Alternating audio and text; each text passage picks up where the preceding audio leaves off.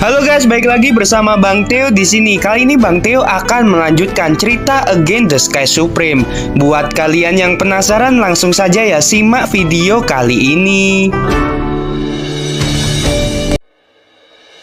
Luren memegang pisau beratribut guntur. Dia menginjak pedang terbang dan melesatkan serangan cahaya pedang. Setiap serangan cahaya pedang pasti membunuh murid sekte abadi. Darah berceceran di langit seperti hujan, dan mayat yang hancur jatuh ke bawah.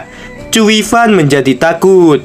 Dia mengetahui bahwa dirinya telah disergap. Selain itu, Cui Fan melihat beberapa orang dari sekte suci Huangfu bukan orang sembarangan. Melihat situasinya yang tidak baik, Cui Fan menginjak pedang terbang dan melarikan diri menuju perahu roh. Saat ini, Tan Yun yang dipenuhi dengan niat membunuh menatap Cui Fan. Tan Yun melesat dan berkata, "Kamu akan mati di sini." Tan Yun terlambat mengejar Cui Fan. Cui Fan melarikan diri ke langit sambil mengendarai perahu roh dan berkata dengan ketakutan, Semua murid sekte abadi yang tersisa, cepat pergilah dari sini." Dari 400 orang sekte abadi, hanya 88 orang yang tersisa saat ini. 88 orang berteriak ketakutan. Mereka menginjak pedang terbang dan melesat ke berbagai arah untuk menyelamatkan diri mereka sendiri. Aungan singa tiba-tiba terdengar. Cahaya berwarna emas melesat dari dalam jurang pemakaman dewa dan melesat mengejar para murid sekte abadi. Singa naga emas menembus salah satu murid sekte abadi dan mati seketika. Huang Fu Tingfeng, San Guan, Jun Buping, dan Luren ketakutan saat melihat ukuran singa naga emas yang membesar. Dalam sekejap, ukuran singa naga emas menjadi 100 kaki. Singa naga emas mengeluarkan aura yang sebanding dengan monster di periode kesusahan tingkat ketiga. Aura yang kuat menyebar di sekitar tempat itu.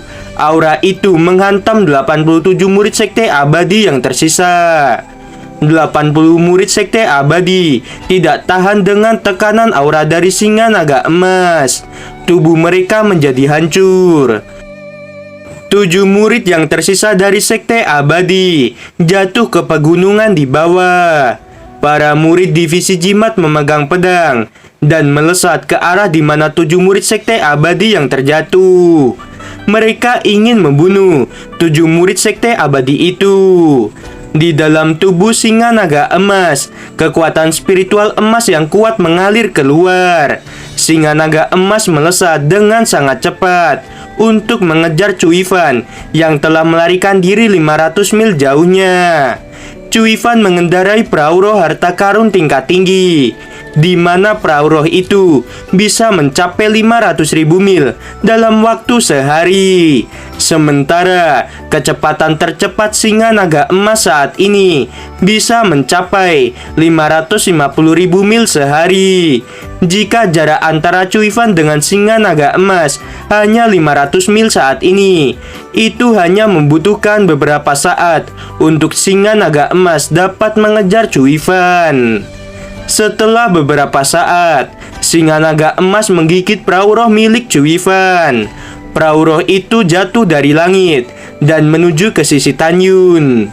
Setelah menjatuhkan perahu roh, singa naga emas tiba-tiba menyusut menjadi seukuran anak kucing dan masuk ke dalam jubah Tan Yun.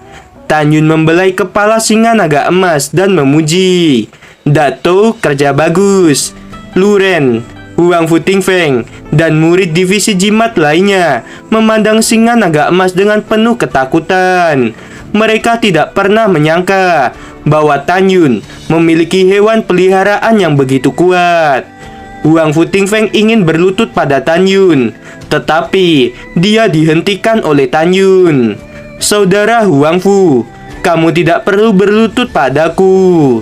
Huang Fu Tingfeng membungkuk pada Tan Yun dan berkata, "Saudara Tan, Aku mengucapkan terima kasih atas kebaikanmu dan akan aku ingat sepanjang hidupku. Tan Yun tersenyum dan berkata, "Terima kasih kembali." Kemudian Tan Yun ingin meminta semua orang untuk mengumpulkan rampasan harta milik murid sekte abadi. Tetapi sebelum itu Tan Yun berkata, "Karena kamu ada di sini, maka aku akan membunuh kamu." Tan Yun tertawa dan melesat menuju gunung di bagian sebelah kiri. Seorang murid laki-laki dari divisi jiwa binatang tiba-tiba mengeluarkan perahu roh harta karun tingkat atas dan hendak melarikan diri. Singa naga emas berubah menjadi cahaya dan melesat menggigit kaki seseorang itu. Orang itu jatuh dari perahu roh dan berkata, "Tan Yun, maafkan aku, maafkan aku." Orang ini bukan orang lain, tetapi cucu dari Muronghong, yaitu Cheng Song. Setelah melihat Cheng Song, Mu Mengyi gemetar karena marah. Setelah Tan Yun membunuh Murongkun di ngarai para dewa, Cheng Song kemudian mengetahui bahwa Mu Mengyi adalah wanita Tan Yun.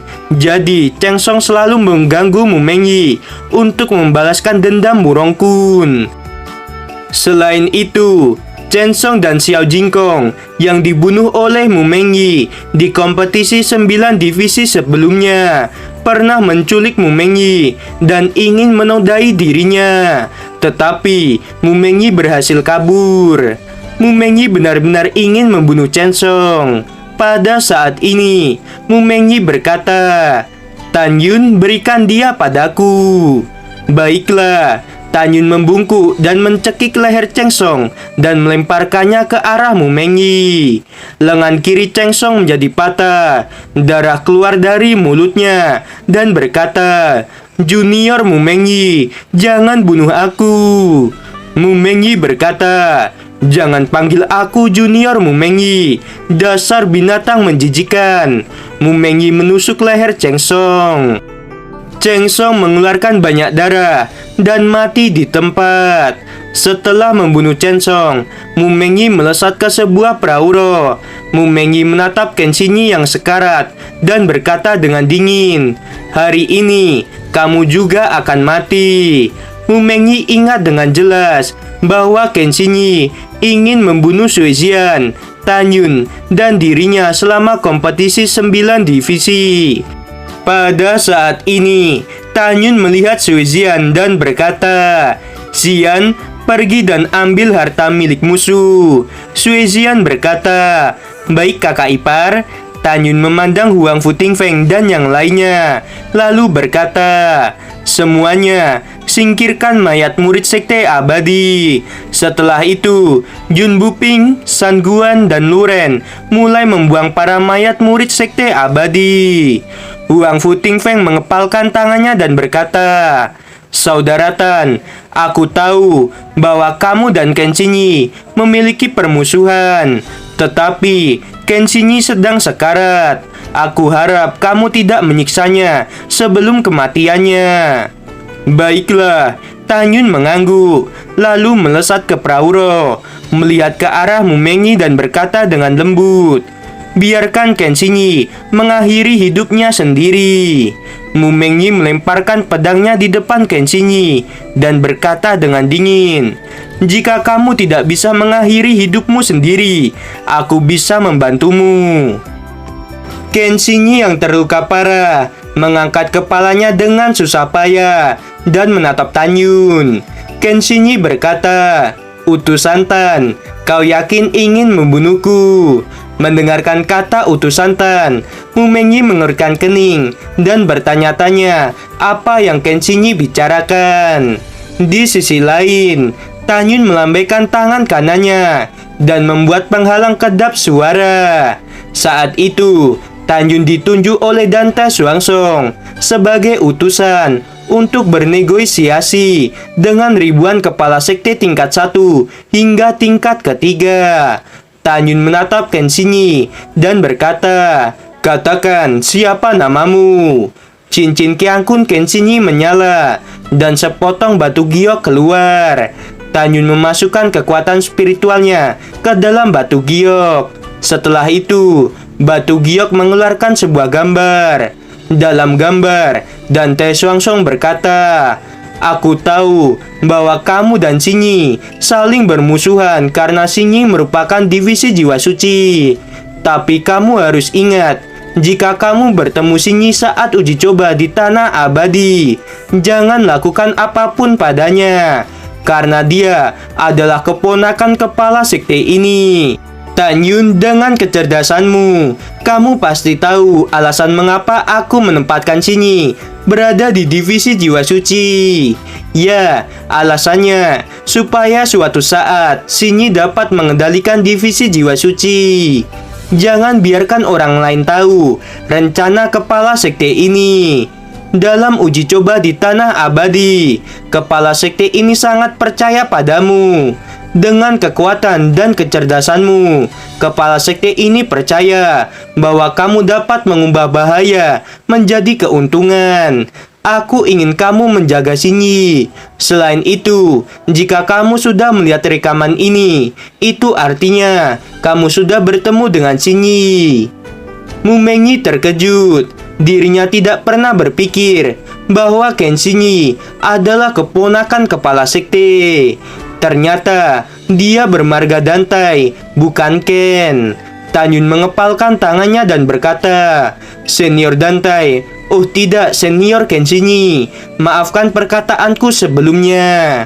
Mu Mengyi merasa lega dan mengepalkan tangannya, lalu berkata, "Aku memberi hormat pada Senior."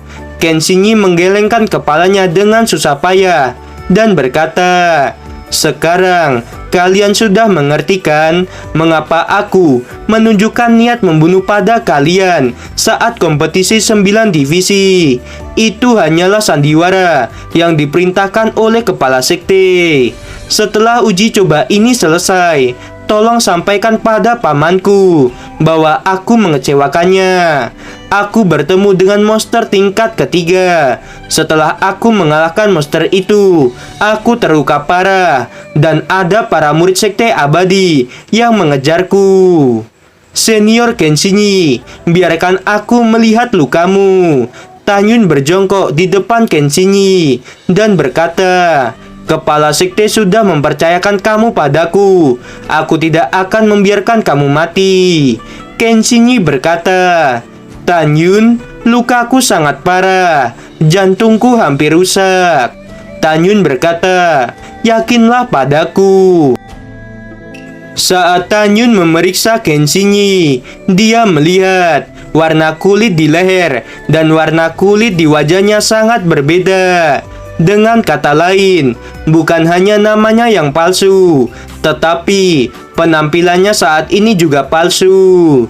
Tan Yun tidak bertanya mengenai hal itu pada Ken Sinyi. Pada saat ini, Wang Fu Tingfeng dan yang lainnya menjadi bingung mengapa Tan Yun mengarahkan perahu roh untuk memasuki jurang pemakaman dewa. Pada saat yang sama, di lembah 150.000 mil jauhnya dari jurang pemakaman dewa, Ruyan Chen berkata, "Miao Xin, apa yang kamu bicarakan? Cui Fan dan lebih dari 400 orang terbunuh dalam sekejap." Li Miao Xin berkata, Tuan muda, menurut perhitungan waktu, Cui Fan baru saja datang di jurang pemakaman dewa dan mati di tempat itu."